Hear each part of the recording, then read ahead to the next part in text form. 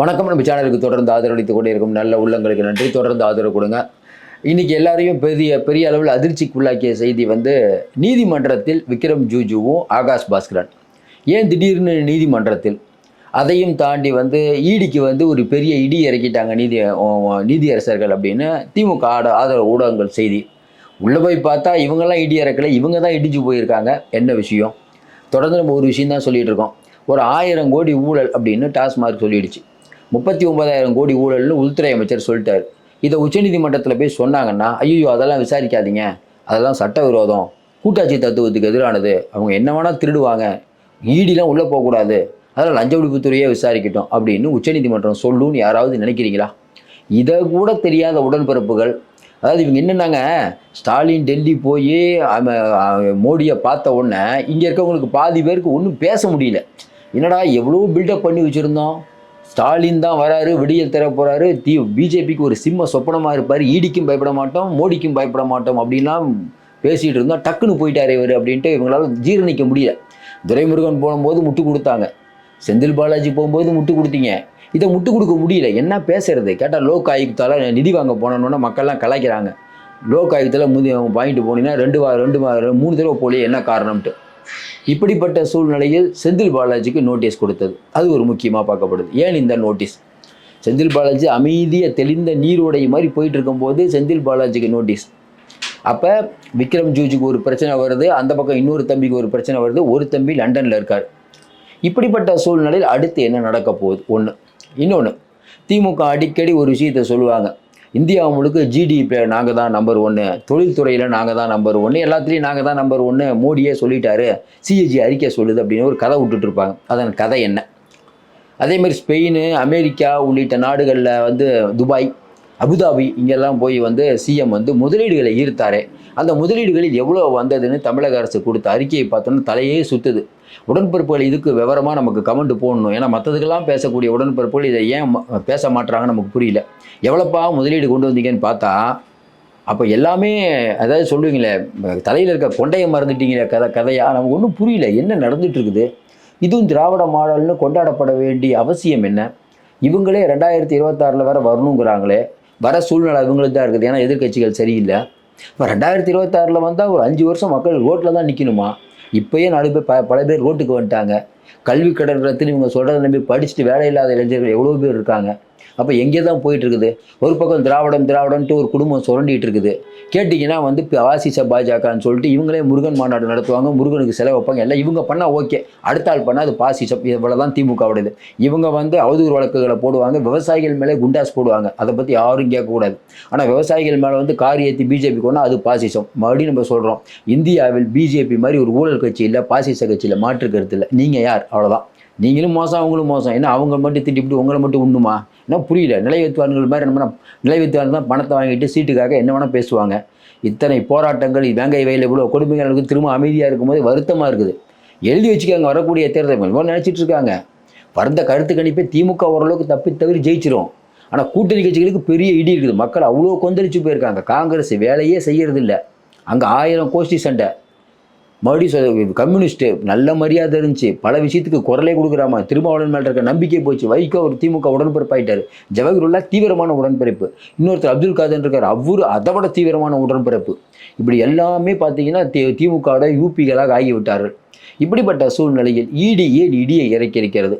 நம்ம ஏற்கனவே சொன்ன மாதிரி தேசிய முகமை, அதுவும் தேசிய புலனாய்வு முகமைக்கு இந்த பாஸ்போர்ட் மேட்ரு மாட்டியிருக்கிறதுனால அது ஒரு பெரிய பிரச்சனையாக ஓடிட்டு இருக்குது. என்ன இந்த ராக்கெட் விழுந்தது, நிறையா மேட்டரில் அவங்கவுங்க அந்த பக்கம் அமித்ஷா இருக்கிறதுனால இதை கவனம் செலுத்தலை. ஆனால் அமித்ஷா ரொம்ப தெளிவாக சொல்லிட்டு போயிட்டார், எனக்கு மணிப்பூர் முக்கியம் இல்லை, பெகல்காம் எதுவும் நமக்கு முக்கியம் இல்லைப்பா, எனக்கு தமிழ்நாடு தேர்தல் தான் முக்கியம், மாதம் வந்துடுவேன், வாரம் ரிப்போர்ட் எடுக்கிறேன், பக்காவாக எனக்கு ரிப்போர்ட் கொடுக்கணும்னு சொன்னது இன்றைக்கி தமிழக பாஜகவினர் மத்தியிலே ஒரு பெரிய சலசலப்பை உருவாக்கி இருக்குது. என்ன ஒன்று, எடப்பாடி பழனிசாமிக்கு சிக்கல். திமுக அதோடைய சாதனைகளை சொல்லாமல் பாருங்கள், எடப்பாடி பழனிசாமி அவர் தலைமையில் ஆட்சிங்கிறார், பிஜேபி கூட்டணி ஆட்சிங்குது, இவங்க 2 பேருக்கும் சண்டாக்குது அப்படிங்கிறத சொல்லி வெற்றி பெற்றுட்டாங்க. ஏன்னா தொடர்ந்து பிஜேபி தலைவர்கள் சொல்கிறத பார்க்கும்போது அண்ணாமலை சொல்கிறாரு, இல்லை நான் அதெல்லாம் பற்றி பேச மாட்டேன். அதாவது என்னென்னா, அண்ணாமலை சொல்கிறது நியூட்ரி பார்த்துருப்பீங்க நீங்கள். அண்ணாமலை என்ன சொல்கிறாரு, அதிமுக பிஜேபி கூட்டணியை பற்றி சொல்லுங்கன்னா தலைமை முடிவு எடுத்துருச்சிங்க, அவ்வளோதான், அதோடு நிறுத்திக்கணும். என்ன சொல்கிறாரு, எனக்கு 1000 மனசில் இருக்குதுங்க, அதெல்லாம் சொன்னால் நல்லா இருக்காது, இதெல்லாம் என்ன வார்த்தைன்னு நமக்கு புரியல. அப்போ பிஜேபி இன்னும் தட்டி வைக்கணுங்கிறது புரியுது. விரைவில் ஏற்கனவே தட்டிட்டாங்க, இன்னும் தட்டுவார்கள். வேறு என்ன பண்ண முடியும்? நான் பண்ண மாட்டேன் பண்ண மாட்டேன் பண்ண மாட்டேன்னு எல்லாத்தையும் பண்ணக்கூடிய நிலைமையில் இன்றைக்கி அண்ணாமலை இருக்கிறார். தொடர்ச்சி அண்ணாமலை பார்க்குறவங்களுக்கு ஒன்று தெரியும், 3 வருஷம் கஷ்டப்பட்டுட்டார். திடீர்னு அவரை வந்து ஆடு மேய்க்க சொன்னோன்னு கோவம் வந்துருச்சு. எடப்பாடி முதலமைச்சர் ஆகக்கூடாது, அவர் தான் அவருடைய அஜெண்டா. நானும் நீங்களும் இருந்தாலும் அதை தான் யோசிப்போம், அதான் அவர் யோசிப்பார். அவர் என்ன மகாத்மா காந்தியா காமராஜரா அடுத்தவங்களுக்காக வாழ்கிறது? தனக்காக வாழ்வார், அவ்வளோதான். அதனால தான் அரசியலுக்கே வந்திருக்காரு. அப்படிப்பட்ட சூழ்நிலையில் இன்றைக்கி நடந்த நிகழ்வுகள், குறிப்பாக பார்த்தீங்கன்னா ஐயாவை பற்றி கொஞ்சம் பேசலாம். ஐயா மறுபடியும் சொல்கிறோம், ஐயா தான் ஜெயிப்பார்னோம். ஐயா தான் ஜெயிப்பார், எழுதி வைத்துக் கொள்ளுங்கள். நடைப்பயணம் கிடைப்பயணம் எதுவுமே ஒர்க் அவுட் ஆகாது. மாவட்ட செயலாளர்கள் கூட்டம்லாம் போடலாம், பொதுக்குழுவே முதல்ல கூட்ட முடியாது அன்புமணியால். அதனால் பாலு அவர்கள் அதனால தான் வேறு ஒரு ஐடியா சொல்லியிருக்காரு. பொறுத்திருந்து பார்ப்போம். இதையும் இப்போ இது எல்லாத்தையும் வச்சுட்டு தான் நம்ம பேச போகிறோம். முதல்ல நம்ம இடி சம்பந்தமான விஷயங்கள் அப்படின்னாலே தமிழ்நாட்டு மக்களுக்கு ஒரு கொண்டாட்டம். ஏன்னா தமிழ்நாடு மக்களுடைய யோகோபித்த ஆசை என்னென்னா, நீங்கள் யார் வேணால் கேளுங்களேன், உடன்பிறப்புகளாக கூட இருப்பாங்க. என்னப்பா ஒரு குடும்பம் மட்டும் சுரண்டி சாப்பிடுதுங்கிற ஏன்னா உடன்பிறப்புகளுக்கே உண்டு. இப்போ கமெண்ட் போடுறவங்க காசு கொடுத்தா போடுறாங்க. மற்றபடி பார்த்தீங்கன்னா திமுக நிர்வாகிகள் எல்லாரும் பார்த்தீங்கன்னா ஒரு குடும்பம் மட்டும் வாழுது அப்படிங்கிற கோபம் அவர்கள்ட்ட கண்டிப்பாக இருக்கிறது. பார்த்துக்கிட்டே இருக்காங்க இல்லைங்க, பார்த்துக்கிட்டே இருக்காங்களா? 5 வருஷம் ஆகுது, இங்கேருந்து மேலேருந்து பணம் போகுது, அங்கேருந்து கீழே பிரிச்சே கொடுக்க மாட்டுறாங்க.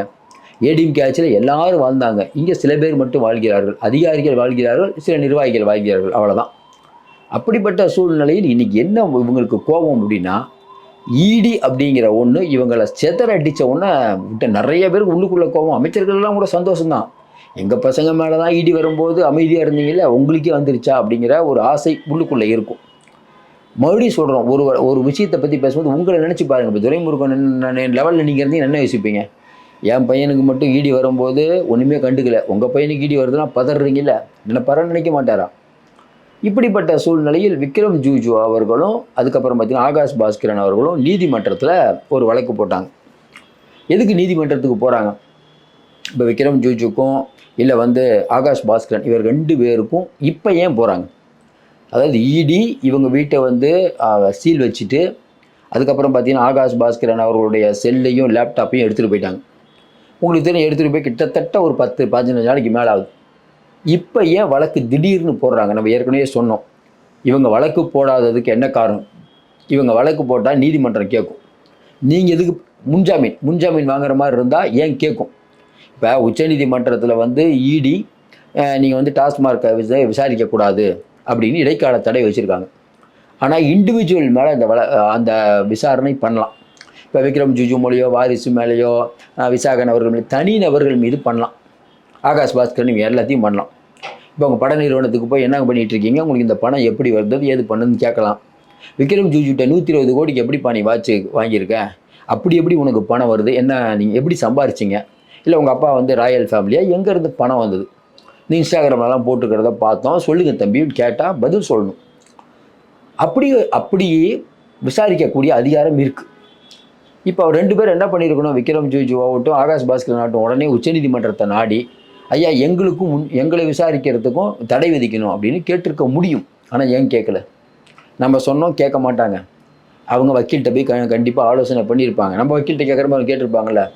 என்ன சிக்கலாகனா 2 பேரும் உச்சநீதிமன்றம் போயிருந்தா நீங்கள் எதுக்கு இப்போ வந்து உங்கள் மேலே விசாரிக்கக்கூடாதுன்னு தடை கேட்டு வரீங்க, உங்களுக்கு இதுக்கு என்ன சம்மந்தம் அப்படிங்கிற கேள்வி வரும்.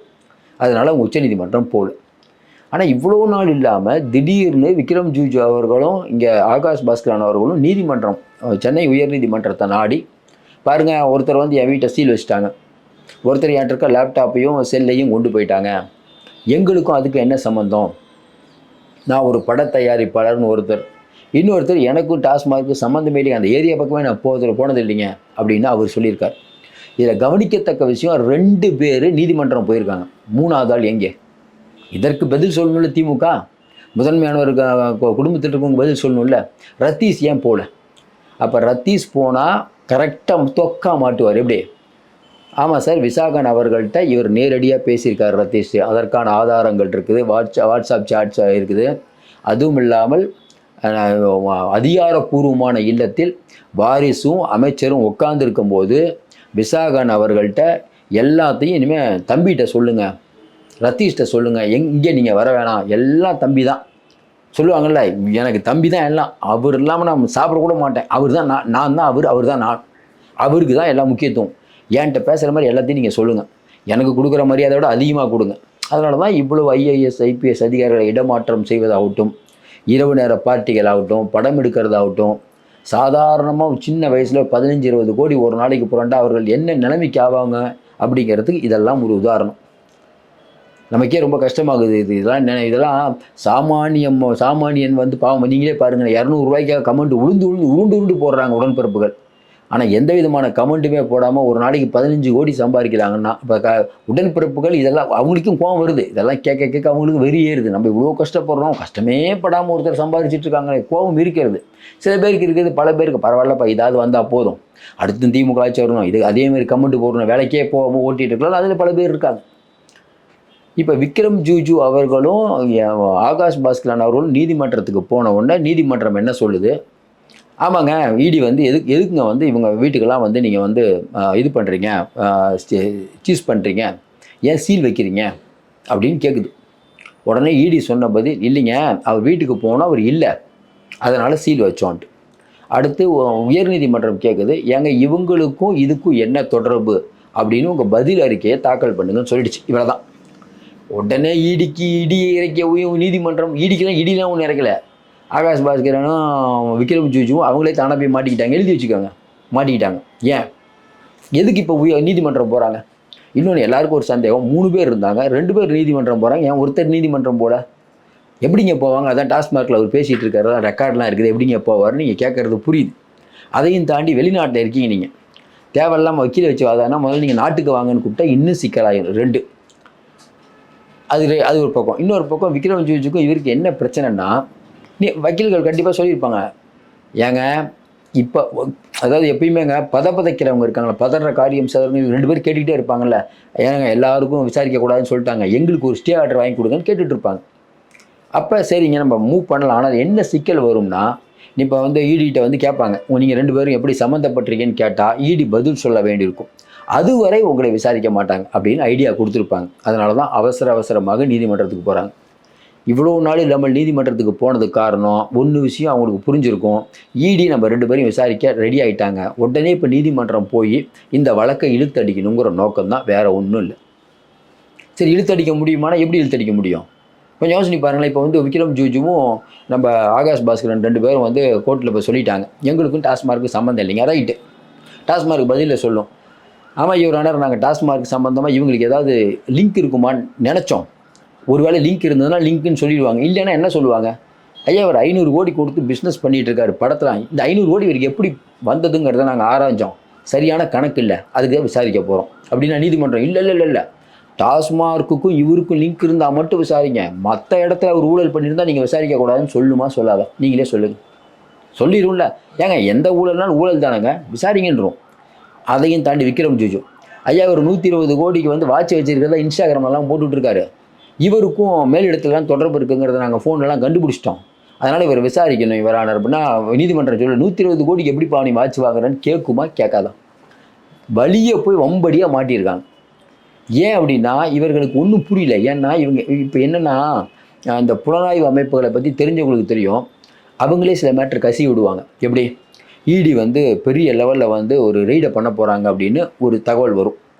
கொஞ்ச நாளைக்கு முன்பு வரை, அதாவது ஜெகத்ரட்சகன் வீடு, ஏவா வீடு அவர்கள் வந்து ரெய்டு பண்ணுற சூழ்நிலையிலிருந்து கடைசி நேரத்தில் திருப்பி வாங்கப்பட்டதுன்னு சொல்லுவாங்க. ஏன்னா முன்னாடியே இங்கே இருக்கக்கூடிய அங்கேயும் ஸ்பைனாக இருப்பாங்களா, அவங்க சொல்லிடுவாங்களாம் மினிஸ்டர்கிட்ட, ஐயா அவங்க வீட்டுக்கு வராங்க இன்றைக்கி இடி, அப்படியாப்பா அப்படின்னு சொல்லி வெயிட் பண்ணுவாங்க. இங்கே மிக முக்கியமான கல்வி தந்தையுடைய வீட்டில் இடி போகும்போது அவர் கூப்பிட்டு வாசலில் நிற்க, வாங்க உங்களெல்லாம் எதிர்பார்த்தா நேற்றே வரேன், நீங்கள் ஏன் வரலைங்கிற ரேஞ்சுக்கு போயிடுச்சு. ஏன்னா முதலே சொல்லிடுவாங்க, நிறைய அங்கீர்த்திவாரிகள்லாம் இருக்காங்க, எல்லா இடத்துலையும் இப்படி இருக்காங்கல்ல. அப்போ இந்த இடி அப்படிங்கிற ஒன்று இவங்களை தூக்கிறதுக்கான வேலையை ரொம்ப தெளிவாக பண்ணிட்டாங்க. அப்போ இந்த இடிங்கிறது மேட்ரை கசி விடுறது. எப்படி ஆகாஷ் பாஸ்கரனையும் விக்ரம் ஜூஜியும் இடி விசாரிக்க போகிறாங்க, எப்படி வால்மீகி அங்கே வந்து இதில் வந்து கர்நாடகாவில் வந்து ஒரே நேரத்தில் 3 எம்எல்ஏ 1 எம்பியை விசாரித்தாங்களோ அதே போல் வீட்டுக்கு வர போகிறாங்க மேட்ரை இவங்களே கசிய விடுறது. ஏன் இப்போ கசிய விட்டாங்கன்னா, இதற்கு முன்பு இருக்கக்கூடிய நிறைய பேர் அவங்களுக்கு ஸ்பையாக இருந்தாங்க, இங்கே வந்து நிறையா மாற்றங்கள் நடந்துருச்சு. அதாவது எப்படின்னா, தேர்தல் போது பிஜேபி ஒரு ஸ்டாண்ட் எடுக்கும், தேர்தலுக்கு முன்னாடி ஒரு ஸ்டாண்ட் எடுக்கும்.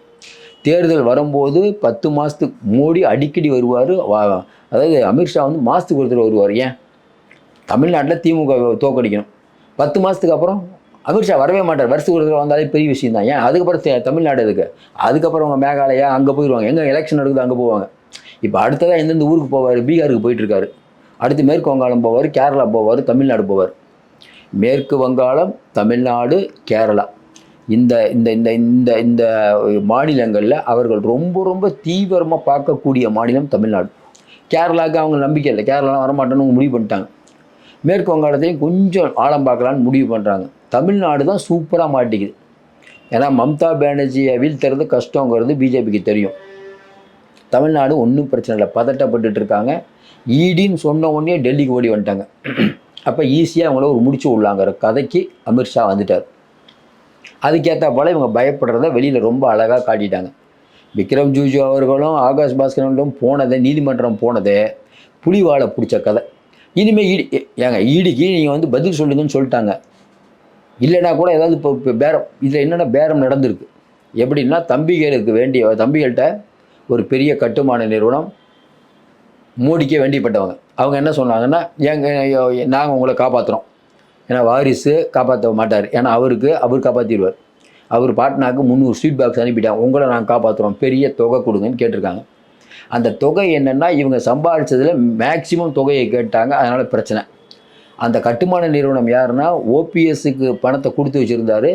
நஷ்டமாகி போச்சுன்னு ஓபிஎஸ்க்கே அல்வா கொடுக்கக்கூடிய நிறுவனம்.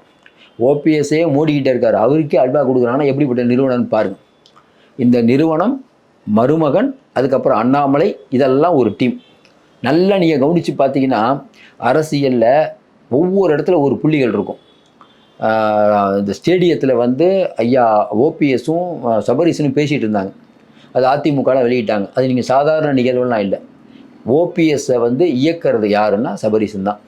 அதேமாதிரி அண்ணாமலை அவர்களுக்கும் சபரீசன் டீலிங் இருக்கானா, சூப்பரான டீலிங் இருக்குது. இல்லாமலாம் இருக்க வாய்ப்பே இல்லை. இது வந்து பிஜேபிக்கு தெரியுமானா, தெரிஞ்சதுனால தான் கூப்பிட்டு கண்டிக்கிறாங்க. சிம்பிளாக சொல்லிட்டேமேங்க. அண்ணாமலை என்னங்க நினைப்பார்? நீங்களே அண்ணாமலை நினைப்பில் நம்ம அண்ணாமலை இருந்தால் என்ன நினைப்போம்? நம்ம 3 வருஷம் கஷ்டப்பட்டு பாடுபட்டு யாரோ ஒரு எடப்பாடி பழனிசாமி நம்மளை ஆடு மேய்க்க அனுப்பிட்டு அவர் முதலமைச்சர் ஆகுனா விட்டுருவாங்களா? அப்படியே முதலமைச்சர் ஆனால் என்ன பேர் வரும்? நாளைக்கு முதலமைச்சர் ஆகிட்டாருங்க எடப்பாடி, வரக்கூடிய தேர்தலை ஜெயிச்சு. ஒழுங்காக அண்ணாமலை அமைதியாக வாயை அடக்கிட்டு இருந்தாருன்னா எம்பிலேயே ஒரு 10 சீட்டு கிடச்சிருக்கும். இவரால் தான் கேட்டதுன்னு. இதே வாழ்ந்தாலும் ஏசும் தாழ்ந்தாலும் ஏசும் வையகம் இதுதான். அவ்வளோதான். அண்ணாமலை அவர்கள் இருக்கும்போது பிஜேபி வளர்ந்ததுன்னா சூப்பராக வளர்ந்தது, நமக்கு மாற்று கருத்தே இல்லை.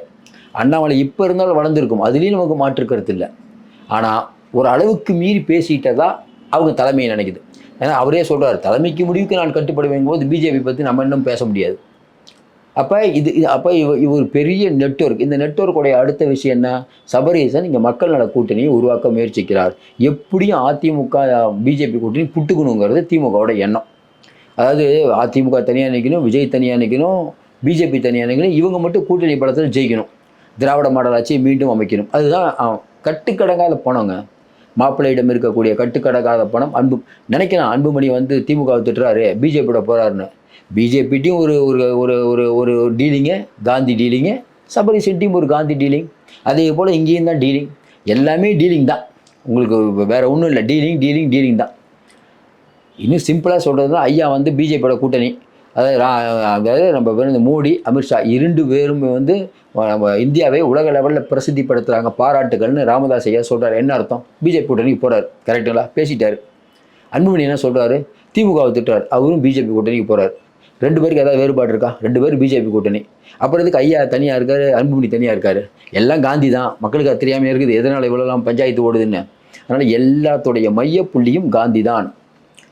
அப்போ ஈடி அப்படிங்கிற ஒன்று இன்றைக்கி வாரிசுக்கு கூட இருக்கவங்கள செதற விட்டதில் மாப்பிள்ளைக்கு சந்தோஷம், சரியான சந்தோஷம். நீங்களே யோசனை பாருங்கன்னா, ஒரு குடும்பத்தில், அன்புமணி குடும்பத்தில் நடக்கிறத பார்த்தோம்ல, ஒவ்வொரு குடும்பத்துலேயும் தான் ஒவ்வொரு அதிகார மையம் இருக்கும். இங்கே பக்கத்து ஸ்டேட் தெலுங்கானா என்னாச்சு, சந்திரசேகரோடைய பொண்ணு கவிதா ஒரு கோஷ்டி, அவங்க அண்ணன் ஒரு கோஷ்டி. குடும்பம்னா இப்படி தான் இருக்கும். அதிகாரம் இருந்தால் சண்டை வந்தே தீரும். அழகிரிக்கும் ஸ்டாலினுக்கும் எதனால் சண்டை? கொஞ்சம் யோசனை பாருங்கள். ஏன்னா கொள்கையா முரண்பாடு. அவர் வந்து திராவிட கொள்கை, இவர் ஆன்மீக கொள்கை அப்படியே இருக்கார். இல்லை ஷேக்ஸ்பியரை பற்றி அவங்களுக்கு ஏதாவது சண்டையா? கொஞ்சம் உலக வரலாறு பற்றி ஏதாவது டிஸ்கஷனா? இல்லை தமிழ்நாட்டை எப்படி மேம்படுத்துறதுங்கிறத பற்றி 2 பேருக்கு டிஸ்கஷனா? ஒன்றும் இல்லைங்கண்ணே. யார் அதிகாரத்துக்கு வருது அவ்வளோதான். அந்த அதிகார போட்டி தான் இன்றைக்கி எல்லாத்துலேயும் இருப்பதை போல, பல கட்சிகள் இருப்பதை போல திமுகவில் இருக்குது. வாரிசு இந்த அளவுக்கு கொடி நாட்டி ஒரு கட்சியை 2021 ஜெயிக்க வச்சது மாப்பிள்ளை. காசே இல்லாத போது இந்தியா முழுக்க சுற்றி சுழன்று அங்கே இருக்கக்கூடிய முதலீட்டாளர்களை சந்தித்து அடித்து நாங்கள் தான் வர போகிறோம், ஃபண்டு கொடுங்கன்னு சொல்லுறது ஆகட்டும், இங்கே வந்து அதானியை சந்தித்ததாகட்டும், அதானி வாரிசை சந்திக்கிறதுக்கு ஏற்பாடு பண்ணதாகட்டும், ரிலையன்ஸ் குடும்பத் தலைவர் அம்பானியை வந்து ஸ்டாலின் அவர்களை சந்திக்க வைத்ததாகட்டும், ஸ்பெயின், நம்ம அபுதாபி, துபாய், அப்புறம் பார்த்திங்கன்னா அமெரிக்கா உள்ளிட்ட நாடுகளுக்கு சுற்றுப்பயணம் செஞ்சு தமிழ்நாட்டை மேம்படுத்தியது. இப்படி எல்லாம் யாருன்னு பார்த்தீங்கன்னா மாப்பிள்ளை. ஆனால் மாப்பிள்ளையை இவங்க கழட்டி விட்டுட்டு வாரிசுக்கு முக்கியத்துவம் கொடுத்து எல்லாம் பண்ணாங்க. மாப்பிள்ளைக்கு கோவம் வருமா இல்லையா? அவர் என்ன பண்ணார்? ஃபாரினாக போகிறாரு, இந்தியாவிலே வரதில்லை. இப்படிப்பட்ட சூழ்நிலை இன்றைக்கி வாரிசு கூட இருக்கவங்களுடைய ஆட்டம் அதிகமாகி இன்றைக்கி அவங்க ஒவ்வொரு பக்கம் செதறி ஓடினோடனே மாப்பிள்ளைக்கு சந்தோஷம். மறுபடியும் இன்றைக்கி பவருக்கு வந்துட்டார் மாப்பிள்ளை. அப்பா நீ வாப்பா, நீங்கள் தான்ப்பா பார்க்கணும் அப்படின்னு சொன்ன உடனே, மாமா நான் பார்த்துக்கிறேன்ப்பா, எனக்கு ஒன்று ராஜ்யசபா மட்டும் கொடுத்துருங்க. சரி பண்ணலாமா, முதல்ல நீ கட்சியை பாருப்பான்னு மறுபடியும் கோதாவில் குதித்து விட்டார் மாப்பிள்ளை. கோதாவில் குதிச்சாருன்னா உங்களுக்கு தெரியும், நம்ம வந்து மாப்பிள்ளையை பற்றி 1000 கருத்து ஏற்பாடு இருந்தாலும் வாரிசு மாதிரி இவர் லேட்டாக எழுந்திருக்கிறது, இத்தனை பேர் தான் பார்ப்பான்னு சொல்ல மாட்டார். ஏன்னா கஷ்டப்பட்டு வந்தவர். வாரிசு அப்படி இல்லை, இயற்கையிலேயே வந்து பாண்ட் வித் சில்வர் பூன்பாங்க. அதனால் அவர் வந்து இயற்கையிலே பணக்கார குடும்பத்தில் வந்து அவருடைய லைஃப் ஸ்டைலே வேறு. அதனால் அவர் அப்படி இருக்கார், இவர் இப்படி இருக்கார், சுற்றி சுழண்டு கொண்டு இருக்கிறார். ஒரே என்ன ஜெயலலிதாமா வந்து மக்கள் நல கூட்டணியை ஆரம்பித்து இன்றைக்கி வந்து ஜெயித்த மாதிரி இந்த தடவையும் ஒரு மக்கள் நல கூட்டணி அமைக்க வேண்டும் அப்படிங்கிறதுல ரொம்ப தீவிரமாக இருந்து பல காய்களை நவுத்திட்டுருக்கார். ஆனால் இந்த பல காய்கள் ஏன் செயல்படாமல் போகும் நம்ம உறுதியாக சொல்கிறோம்னா அமித்ஷாவுக்கு தெரியுமா? நீங்களே சொல்லுங்கள், அமித்ஷாவுக்கு தெரியுமா தெரியாதா? ஓபிஎஸ் என்ன பண்ணுறாரு, அண்ணாமலை என்ன பண்ணுறாரு, அன்புமணி என்ன பண்ணுறாரு தெரியாமல் இருக்கும். முதல் நாள் எல்லோரும் சொன்னாங்க அன்புமணிக்கு பிஜேபி சப்போர்ட்டு. நம்ம தான் சொன்னோம் இல்லைங்க, ஐயா ராமதாஸுக்கு தான் சப்போர்ட்டு. கண்டிப்பாக உளவுத்துறை மூலமாக இந்நேரம் அமித்ஷாட்ட ரிப்போர்ட் இருந்திருக்கும். தமிழ்நாடு ஃபுல்லாக என் பையன் என்னை வந்து மைக்கை தூக்கி அடிக்கிறாரு, என் மனைவியை வந்து சொந்த அம்மாவை வந்து கிளாஸை தூக்கி அடிக்கிறாரு, இந்த பையனை பார்த்தாலே எனக்கு பிபி ஏறுது, இந்த வயசில் இது தூக்க மாத்திரை போட்டால் தான் எனக்கு போட்டால் கூட தூக்கம் வரல, அன்புமணியை நினச்சாலே பிபி ஏறுது. இந்த அளவுக்கு ஐயா பேசும்போது அங்கே இருக்கக்கூடிய மக்களுடைய நிலைமை, இப்போ நானும் நீங்களும் கூட பார்க்க என்னங்க அது 86 வயசு, பாவமாக இருக்குதுங்க அவரை பார்த்து. அன்புமணி ரொம்ப மோசம் நினைப்பாங்கன்னா நினைக்க மாட்டாங்களா? அப்போ ரிப்போர்ட் என்ன வரும்? ஐயா போனார்னா ஒட்டு மொத்தமாக போட்டுருவாங்க ஓட்டு. அன்புமணி பின்னால் நிர்வாகிகள் மட்டும்தான் இருக்காங்க. பிஜேபி என்ன நினைக்க, நிர்வாகிகள் வச்சுட்டு இருக்க அன்புமணி எதுக்கு? ஓட்டு இருக்கக்கூடிய ஐயா தான் முக்கியம், ஐயாவை தேடி போனாங்க. நம்ம அதாவதுங்க அரசியலை பொறுத்த வரைக்கும் நம்ம வெளிப்படையாக பார்த்தீங்கன்னா சில பேர் ஜெயிக்கிற மாதிரி தோணும். ஆனால் உள்ளுக்குள்ளே போய் பார்த்தா தான் அவர்கள் எவ்வளவு தோற்றுக்கொண்டு இருக்கிறார்கள் அப்படின்னு தெரியும்.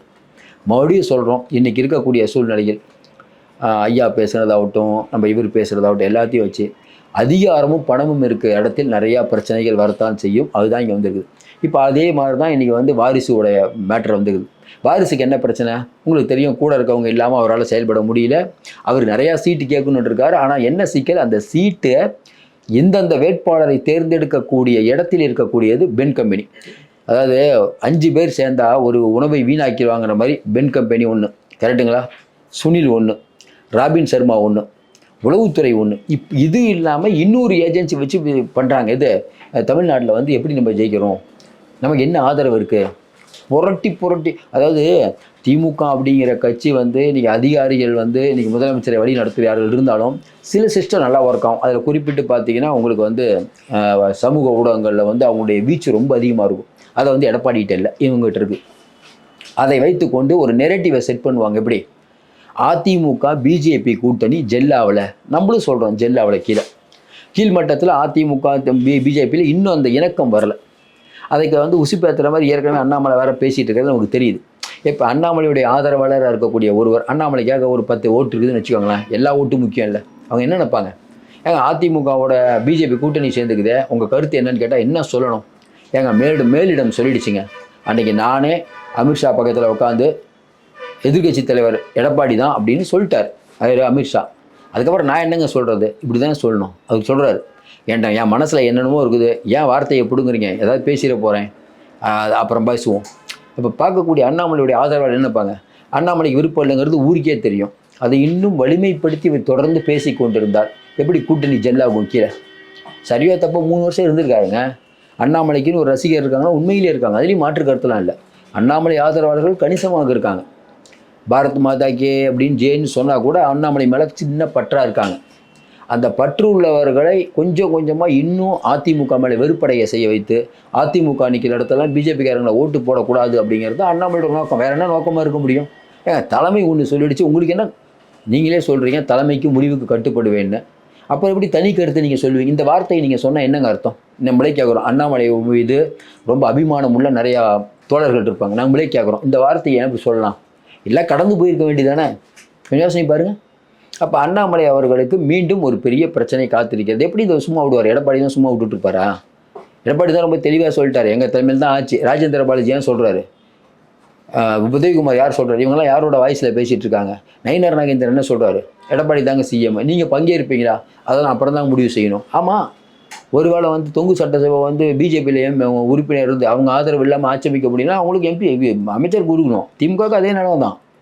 நாளைக்கு விசிகாவோ கம்யூனிஸ்ட் தோழர்களோ நாளைக்கு வந்து திமுக மைனாரிட்டி ஆட்சியாக இருந்தால் கலைஞர் அவர்கள் நடத்தினார்கள். அந்த மாதிரிலாம் ஆட்சியில் நடத்த முடியாது. நீங்களே சொல்லுங்கள், நடத்த முடியுமா? இன்னொன்று எல்லாம் சொல்கிறாங்க, சண்முகம் வந்து எழுத்து பேசுகிறார் திமுகவை. இதெல்லாம் அப்படி இந்த டைமில் தாங்க பார்கெயின் பண்ணுவாங்க. இதெல்லாம் யாராவது சரி பண்ணிடுவாங்க. நமக்கு தெரிஞ்சு திமுக அதை ஈஸியாக கையாண்டுரும். அவங்களும் வந்து ஆனால் என்னென்னா விடுதலை சிறுத்தைகளை ஈஸியாக கையாண்டலாம், வைகோவை ஈஸியாக கையாண்டலாம். ஆனால் கம்யூனிஸ்ட்டுகளை ஈஸியாக கையாளுவது, அதுவும் இல்லாமல் இவங்க நீங்கள் இடதுசாரிகள் இவங்களை வேணாம், இந்திய கம்யூனிஸ்ட் வேணால் ஈஸியாக டீல் பண்ணலாம். மார்க்சிஸ்ட் கம்யூனிஸ்ட்லாம் ஈஸியாக டீல் பண்ணால் தனிச்சு நிற்க கூட தயங்க மாட்டாங்க. அது ஒரு சிக்கல் இருக்குது. எப்படி சமாளிக்க போகிறாரு தெரில. போன தடவை எல்லாத்துக்கும் 6-6ன்னு கொடுத்துட்டாங்க. ஒருத்தருக்கு ஏற்றுனீங்கனாலும் இன்னொருத்தர் கேட்பாங்க. இன்றைக்கி இருக்கக்கூடிய நிலைமையில அதுதான். அதில் கமலுக்கு வேறு சீட்டு கொடுக்கணும். அந்த பக்கம் பிரேமலதா அவர்கள் வந்துட்டு இருக்காங்க. பிரேமலதா அவர்கள் வேணாங்கிற முடிவுக்கு அமித்ஷா வந்துட்டாராம். பிரேமலதாவெல்லாம் வந்து கூட்டணி கொண்டு ரொம்ப ஈஸி. அவங்க காலேஜ் ஒன்று கொடுத்தாங்கல்ல, அதில் பெரிய அளவுக்கான பணம் விளையாடி இருக்குது. அதெல்லாம் பிஜேபி நினச்சா என்ன வேணால் பண்ணணும் இல்லைங்க. பிஜேபி ஏன் இப்போ விஜய்யே விட்டு வச்சுருக்காங்க? சரி பார்ப்போம். அமித்ஷா சொன்னதாக உள்ளே சொல்கிறாங்க. என்ன சொன்னார்? விஜய் வந்தால் சந்தோஷம், வரலைன்னா பிரச்சனை இல்லை, பார்த்துக்கலாம். அதாவது என்னன்னா விஜய்க்கு வாலண்டியராக கொண்டு போய் இழுத்து வரணுங்கிற எண்ணம் இன்றைக்கி அமித்ஷாட்ட இல்லை. அது நல்லா தெரியுது. ஏன்னா இந்தியா முழுக்க வியூக வகுப்பாளர்களில் தலை சிறந்த வியூக வகுப்பாளர் யார்? ஐயா அமித்ஷா தான். அவர் ஒரு முடிவு பண்ணுறார். என்ன? அவர்கிட்ட டேட்டா வந்துருக்கும்ல, இல்லைங்க விஜய் தனிச்சுன்னா இஸ்லாமியர்கள் கிறிஸ்டின் ஓட்டை கொஞ்சம் வாங்குறாரு, அதெல்லாம் பாரம்பரியமாக தொடர்ந்து திமுகவுக்கு போகக்கூடிய வாக்குகள், குறைஞ்சது ஒரு 13-14% வாக்குகளை வாங்குறாருன்னு சொல்லியிருப்பாங்களா? சொல்லியிருக்க மாட்டாங்க. அதனால தான் இந்த வார்த்தை. நீங்கள் கேட்கலாம், என்னங்க அது அமித்ஷா சொன்னால் விஜய் வந்துடுவாரானா? ஒன்றே ஒரு விஷயம் தாங்க, சிம்பிள் விஷயம். ஒரு அளவுக்கு நீங்கள் வந்து பிரச்சனையை தாங்கலாம். பிரச்சனை ரொம்ப பெருசாச்சுன்னா ஒன்றும் வேணாங்க. நீங்கள் அதான் தொடர்ந்து எளிமையாக சொல்லிட்டோமே, நெய்வேலியில் இருக்கக்கூடிய விஜய் அவர்களை வேகமாக போய் அவரை வேகமாக ஒரு வண்டியில் ஏற்றிட்டு வந்தாங்களா இல்லையா? அதுக்கப்புறம் என்னதான் கேஸ் மூவ் ஆச்சா? அதே போல் இன்றைக்கி பிஜேபி அப்படிங்கிற ஒரு கட்சி விஜய் அவர்களுக்கு 1000 தொல்லை கொடுக்க முடியாது. மறைமுகமாக தொல்லை கொடுக்கலாங்க. இப்போ திமுக தொல்லை கொடுத்ததில்ல, மைதானத்தை கொடுக்காமல் இருக்கிறது. ரொம்ப நாள் வந்து விஜய் இதை சொல்லாமே இருந்தார் தெரியுமா உங்களுக்கு? மைதானத்தை கொடுக்கல, அது கொடுக்கல, ஏதாவது சொன்னாரா? இன்றைக்கி இருக்கக்கூடிய சூழ்நிலையில் பிஜேபி அப்படிங்கிற ஒரு கட்சி பல தொல்லைகளை கொடுக்கலாம் விஜய்க்கு. நீங்கள் வந்து வெளியில் போய் நீங்கள் மக்களை சந்திக்க வேண்டும் என்றால் அப்போ அதுக்கும் உங்களுக்கு வந்து போலீஸ் பாதுகாப்பு வேணும்ல. இப்போ வைப்பிரிவு பாதுகாப்பு யார் கொடுத்துருக்கிறது? இந்த பக்கம் தமிழ்நாடு காவல்துறை. இது இல்லாமல் விஜய் போயிட முடியுமா? அப்போ விஜய் வேணாங்கிற ஒரு முடிவுகள் இருக்கிறதுனால அமைதியாக இருக்காங்க. விஜய் வேணுங்கிற முடிவுங்கிறது அதனுடைய அட்டாக் வேறு மாதிரி இருக்கும். எடப்பாடி அவர்களுக்கு எவ்வளோ அட்டாக் கொடுத்தாங்க நம்ம பார்த்துருக்கோம்ல. அப்போ அப்படிப்பட்ட சூழ்நிலையில் இன்றைக்கி இருக்கக்கூடிய சூழ்நிலையில் பிஜேபி அப்படிங்கிற ஒரு கட்சி ஒரு முடிவு பண்ணிட்டாங்க. நம்ம ஏற்கனவே சொன்ன மாதிரி இப்போ இந்த இடி விஷயம் வந்து விக்ரம் ஜூஜுக்கும் இவருக்கு வந்துருச்சு. அடுத்து என்னது? காலையிலேருந்து வரக்கூடிய செய்தி, செந்தில் பாலாஜிக்கு நோட்டீஸ். எதுக்கு நோட்டீஸு? செந்தில் பாலாஜிக்கு சூப்பரான நோட்டீஸ். 2001 முதல் 2023 வரை 46,000 டிரான்ஸ்ஃபார்மர்கள் கொள்முதல் செய்ய 1182 கோடி செலவு பண்ணியிருக்காங்க. 391 கோடி அரசு கிளப்பு அப்படின்னு கேஸ் போடுறாங்க. இதில் வந்து அதில் இருக்கக்கூடிய டான்ஜிட்கோ தலைவர் ராஜேஷ் சிங் லக்கானி இவங்க மேலெலாம் போடுறாங்க. இதை சிறப்பு புலனாய்வு குழு கொண்டு விசாரிக்க வேண்டும் அப்படின்ட்டு நீதியரசர் சொல்லிட்டாரு வேல்முருகன். இதில் என்ன சிக்கல் வருது அப்படின்னா, இந்த டிரான்ஸ்ஃபார்மர்கள் அப்படிங்கிறத ஒன்றில் வந்து அது ஸ்மார்ட் மீட்டர், இதில் பெருமளவுக்கான முறைகேடு நடந்துக்குது. அதுக்கு தான் செந்தில் பாலாஜிக்கு நோட்டீஸ். அது மட்டும் இல்லாமல் இந்த மின்சாரம் அப்படின்னு மின்சார வாரிய சங்கம் இருக்குல்ல, அவங்களும் நிறையா குற்றச்சாட்டு சொல்கிறாங்க. அதில் குறிப்பாக பார்த்தீங்கன்னா எஸ்இபிசி தூத்துக்குடியில் இயங்குறது, SPIC electric power corporate limited அப்படிங்கிறது அந்த பேர் தான் மாறி எஸ்இபிசின்னு மாறுது. இந்த எஸ்இபிசிக்கும் தமிழ்நாடு அரசுக்கும் ஒரு புரிந்துணர்வு ஒப்பந்தம் 1998 போடுறாங்க. 5534 கோடி முதலீட்டில் வந்து இந்த இந்த உற்பத்தி நமக்கு அவங்க வந்து மின்சாரத்தை கொடுக்கணும். ஆனால் என்ன நடந்துட்டுருக்குன்னா, வெளியில் நம்ம வாங்குகிற மின்சாரத்தை விட 10 மடங்கு அதிகமாக அவங்ககிட்ட காசு கொடுத்து நம்ம கொள்முதல் பண்ணுறோம். இப்போ எல்லாருக்கும் வந்து நம்ம வீட்டில் வந்து மின்சாரம் உபயோகப்படுத்துகிறோம். அது எல்லாம் நம்ம நெய்வேலி கீவேலி நம்மளுக்கு மட்டும் இல்லை, அதிலிருந்து வரக்கூடிய மின்சாரம் மட்டும் இல்லை, நிறையா தனியார்கிட்டருந்து வாங்குகிறோம். தனியார்கிட்டருந்து எப்படி வாங்குகிறோன்னு உள்ளே போய் தேடி பார்த்தீங்கன்னா இதெல்லாம் மக்களுக்கு பெருசாக தெரியாது. தேடி பார்த்தீங்கன்னா 17 ரூபாய்க்கு வாங்கக்கூடிய ஒரு யூனிட்டை ஒரு 17 ரூபான்னு வச்சுக்கோங்களேன், இவங்க வாங்குறது அது 350 ரூபா 360 ரூபா. ஏங்க இவ்வளோ வாங்குறாங்க அப்படின்னா, இல்லைங்க போனாச்சு இதான் இந்த செந்தில் பாலாஜி சொன்னது தான். டாஸ்மார்க்கில் சென்ற ஆட்சியில் என்ன நடந்ததோ அதே இந்த ஆட்சியில் நடக்கிறது. அதே போல தான் சென்ற ஆட்சியில் அவங்க என்ன பண்ணாங்களோ அதே இந்த ஆட்சியில் பண்ணுறாங்க. கோயம்புத்தூரில் இது சூயிஸ் அப்படிங்கிற ஒரு நிறுவனம், ஜெர்மன் நிறுவனம் வந்து அவங்க தான் தண்ணி கொடுத்துட்ருக்காங்க. திமுக ஆட்சி இருக்கும்போது அது நாங்கள் வந்து அதை கட் பண்ணிவிட்டு நாங்கள் மாநகராட்சி சார்பாக தண்ணி கொடுப்போம்னு சொன்னாங்க. இப்போ அமைச்சர் நேரு அவர்கள் சொல்கிறாரு, என்னங்க அதே சூயஸை வந்து எல்லா இடத்துலையும் வந்து தண்ணி கொடுத்துட்ருக்காங்களேன்னு கேட்டதுக்கு, இல்லை நாங்கள் ஆட்சிக்கு வரும்போது எல்லா இடத்துலையும் அவங்க வந்து கனெக்ஷன் கொடுத்துட்டாங்க, வித்ட்ரா பண்ண முடியலங்கிறாங்க. ஏன் வித்ட்ரா பண்ண முடியாது? நீ தானே வித்ட்ரா பண்ணுறேன்னீங்க. அதாவது சொல்லு ஒன்று செயல் ஒன்று, அதையும் தாண்டி அடிக்கடி இவங்க ஒன்று சொல்லுவாங்க. இப்போ அந்த இந்த இடி பிரச்சனை எல்லாத்தையும் தாண்டி அடுத்து நம்ம இந்த டிரான்ஸ்ஃபார்மர் பிரச்சனை இல்லை நோட்டீஸ் கொடுத்துட்டாங்களா செந்தில் பாலாஜிக்கு, அது ஒரு சிக்கலா? அதையும் தாண்டி இன்னொரு சிக்கல் திமுக உடன்பிறப்புகள் அடிக்கடி சொல்கிறது என்னென்னா, முதலீடுகளை ஈர்த்து விட்டோம். முதலீடுகளை ஈர்த்ததாக அரசாங்கம் சொன்ன ரிப்போர்ட். மார்ச் 2024 to 28 துபாய் போனார் சிஎம். 4 ஒப்பந்தம், 6100 கோடி முதலீடு, 15,000 பேருக்கு வேலை வாய்ப்புன்னு சொன்னார். இது வரைக்கும் எத்தனை பேருக்கு வேலை கொடுத்தாங்கன்னா ஒருத்தருக்கு கூட வேலை கொடுக்கல. இதான் இன்றைக்கி இருக்கக்கூடிய நிலைமை. அதில் 2 மட்டுமே அந்த புரிந்துணர்வு ஒப்பந்தம் 2 பேர் போட்டாங்க. அதனுடைய நிலவையும் என்ன ஆகுது அப்படின்னு அரசு இன்னும் சரியான தகவலை கொடுக்கல. அப்போ மார்ச் 24 to 28 துபாய். அப்போ கூட நிறையா பேர் சொன்னாங்க, உல்லாச பயணம்லாம் சொன்னாங்க, நிறையா பணத்தை கொண்டு போயிட்டாரலாம். நம்ம அண்ணாமலைலாம் சொல்லிட்டு இருந்தார். இப்போ ஒரு மாப்பிள்ளையும் போனார். ஆனால் இதுவரை ஒரு ஸ்டெப் கூட மூவ் பண்ணல. 15,000 பேருக்கு வேலை கொடுப்பாருனாங்க, ஒருத்தருக்கு கூட வேலை கொடுக்கல. முதலீடுகளும் வரவில்லை. நீங்கள் கேட்கலாம், அதிமுக ஆட்சியில் இதே மாதிரி தான் முதலீடுகள்? கண்டிப்பாக அதிமுக ஆட்சியிலும் இதே மாதிரி சென்னையில் ஜெயலலிதா நடத்துகிறாங்க, அதுக்கும் முதலீடு வரவில்லை, இதுக்கும் முதலீடு வரவில்லை. ஏன்னா இவங்க வந்து திமுக வந்து நாங்கள் தாங்கிறாங்கல்ல, 2 பேர் ஒன்று தான். அதுக்கப்புறம் ஜப்பான் 2023 சுற்றுப்பயணம் போகிறாரு. 1340 கோடிக்கு வந்து ஒப்பந்தம் போட்டிருக்கோன்னாரு. 2200 பேருக்கு வேலை கொடுக்குறேன்னாங்க, இதுவும் ஒரு ஸ்டெப் கூட மூவ் ஆகலை. அடுத்து ஸ்பெயின் 4300 கோடியில் வந்து நாங்கள் வந்து முதலீடுகள் ஏற்றிட்டோம், 1100 பேருக்கு 150 பேருக்கு வேலை வாய்ப்புனார். இது வரைக்கும் அதுவும் கிடப்பில் தான் போட்டிருக்கு.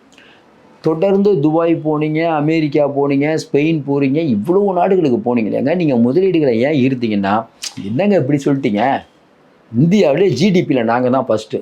ஓ அப்படியாங்க? ஆமாம், இந்தியா ஜிடிபி 8.9, நாங்கள் ஜிடிபி 9 தாண்டிட்டோம். ஓ அப்படியா? ஜிடிபி அதுவும் இல்லாமல் தனிநபருடைய வாங்கும் சக்தி அதிகமாகுது. ரைட்டு, எப்படி இருக்குது அப்படின்னு நீங்கள் கொஞ்சம் உள்ளே ஆராய்ந்து பார்த்தீங்கன்னா, இப்போ வந்து தமிழ்நாட்டில் வந்து படித்த இளைஞர்கள், அதுவும் வந்து ஆங்கில புலமையுள்ள படித்த இளைஞர்கள் நிறைய பேர் வந்துட்டுருக்காங்க மற்ற மாநிலத்தை விட. அப்படிப்பட்ட சூழ்நிலையில் அவர்களுக்கு கிடைக்கக்கூடிய சம்பளம் பார்த்திங்கன்னா 20-25,000 ரூபா கிடைக்கும். அப்போ அவர்களுடைய பொருளாதார நிலைமை பலப்படவில்லை, தனிநபருடைய பொருளாதார நிலைமை பலப்படலை. ஜிடிபி எப்படி உயருதுன்னா, எந்த செக்டாரில் உயருதுன்னா, சேவை நிறுவனங்கள். சேவை நிறுவனம் சுமோட்டோ ஆகட்டும், அதுக்கப்புறம் பார்த்திங்கன்னா ஹோட்டல் ஆகட்டும், லாட்ஜு, கேளிக்கை விடுதி, அதுக்கப்புறம் பார்த்திங்கன்னா இந்த மாதிரி டிரான்ஸ்போர்ட்டு, இந்த செக்டார் 50% இவர்கள் மூலமாகத்தான் நம்ம ஜிடிபி உயருது. கரெக்டுங்களா?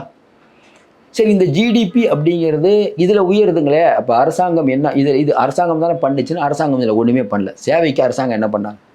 அதே மாதிரி மேனுஃபேக்சர்னால் ஒரு எப்படி சொல்கிறது, ஸ்க்ரூவு நட்டு ஏதோ ஒன்று சொல்லி ஏதோ ஒரு மேனுஃபேக்சர், ஆடை ட்ரெஸ்ஸு தைக்கிறது ஏதோ ஒன்று. இந்த மேனுஃபேக்சரில் அரசாங்கத்துடைய பங்கு என்னென்னா ஒன்றுமே இல்லைங்க, கரண்ட் மட்டும் கொடுக்குறது. அதுவும் கரண்ட் விலை ஏற்றி நிறையா பிரச்சனை ஆகிட்டுருக்கு. எந்த செக்டாரில் அரசாங்கம் கவனம் செலுத்தணும் அப்படின்னா, இந்தியா அப்படிங்கிறது வேளாண்மை நாடு. ஆனால் நம்மளுடைய தமிழகத்தில் பார்த்திங்கன்னா 11% மட்டும்தான் அந்த துறையில் வளர்ந்துருக்கோம். நம்ம ஏன் அப்படின்னு பார்த்தீங்கன்னா, விவசாயிகள் ஏதாவது பேசினா அவங்க மேலே குண்டாஸ் போட்ட கதைலாம் நம்ம பார்த்துருக்கோம். விவசாயிகளுடைய நிலத்தை தான் அக்யூர் பண்ணிட்டு பரந்தூரில் விவசாயிகள் போராட்டம் பண்ணிட்டு இருக்கிறத நம்ம பார்த்துட்ருக்கோம். 4 வழிச்சாலை 8 வழிச்சாலைன்னு ஒவ்வொரு அரசாங்கம் வந்து விவசாயிகளை வஞ்சிக்கிறது. இப்போ தான் ரொம்ப நாளைக்கு அப்புறம் நெல்லுக்கு வந்து குவிண்டாலுக்கு இவ்வளோ கொடுக்குறேன் நேற்று தான் சிஎம் சொல்கிறாரு சேலத்தில். அப்போ தனிநபருடைய அதாவது நாங்கள் ஜிடிபியில் பெருசாகிட்டோம் அப்படின்னு முதலமைச்சர் சொல்கிறது ஒரு மாயை. இப்போ திமுக ஆதரவு ஊடகங்கள் திமுக நிலை வைத்துவான்கள் எல்லாம் சொல்கிறது என்ன, ஜிடிபி பெருசாகிடுச்சிங்க, ஜிடிபி பெருசாகிடுச்சிங்க. ஜிடிபி எப்படி பெருசாச்சுப்பா? சொமோட்டாவும் அதாவது தனியாரில் இருக்கக்கூடிய நிறுவனங்களுடைய சேவை, இன்னொன்று சேவை அப்படிங்கிற ஒன்று ஜிடிபி உயருது இல்லை, அது நீங்கள் வந்து பார்த்தீங்கன்னா குஜராத்திலே ஆகட்டும், டெல்லியிலே ஆகட்டும், மும்பையிலே ஆகட்டும், மும்பையிலேயே சேவை நிறுவனங்கள் இவ்வளோ பண்ணுறாங்க, அவங்க அதிகமாக பண்ணுறாங்க, 58 பண்ணுறாங்க, நம்ம 50 தான் பண்ணிகிட்டு இருக்கோம்.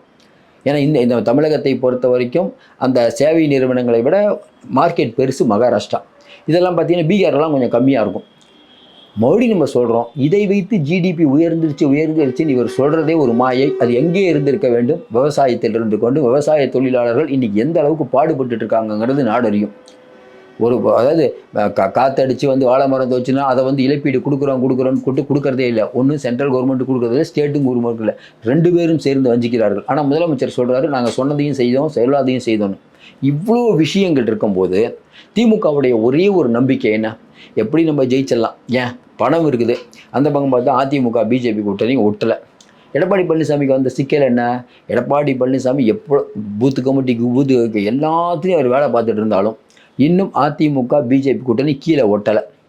அதையும் தாண்டி சில பேர் பண்ணக்கூடிய பிரச்சனை அவர் அந்த கட்சிக்கு பெரிய டேமேஜ் தான். திமுக ரொம்ப ஈஸியாக முடிவு பண்ணிடுச்சு. பாருங்கள், அதிமுக வந்து அது தலைமையில் ஆட்சிங்கிறாங்க, பிஜேபி என்டிஏங்கிறாங்க. பிஜேபி வந்தால் நாடு கெட்டு போயிடும். அப்போ என்டிஏ ஆட்சி அப்படின்னு சொல்ல அதிமுக பிஜேபி கூட்டணி பலவீனமாகும். நம்மளே சொன்னோம், என்டிஏ அப்படின்னா ஓட்டு போடுறது கஷ்டம். எடப்பாடி தலைமையினாலும் ஓட்டு போடுவாங்க, என்டிஏனா ஓட்டு போட மாட்டாங்க. ஒன்று. இன்னொன்று, பாட்டாளி மக்கள் கட்சி உடைந்தது.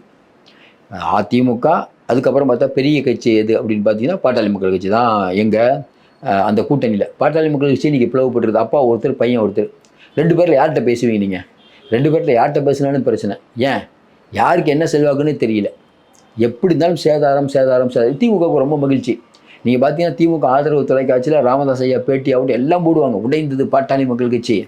ஏன்னா பாட்டாளி மக்கள் கட்சி உடைஞ்சதுன்னா வேறு எந்த கட்சி நீங்கள் ஆப்ஷனு? இப்போ என்ன எடப்பாடி பழனிசாமி பிஜேபி என்ன நினைக்கும்? வெளியில் வந்து நீங்கள் விஜய் வேணாம்னு சொன்னால் கூட உள்ளுக்குள்ள என்ன நினைப்பாங்க? விஜய் வந்தால் நல்லது.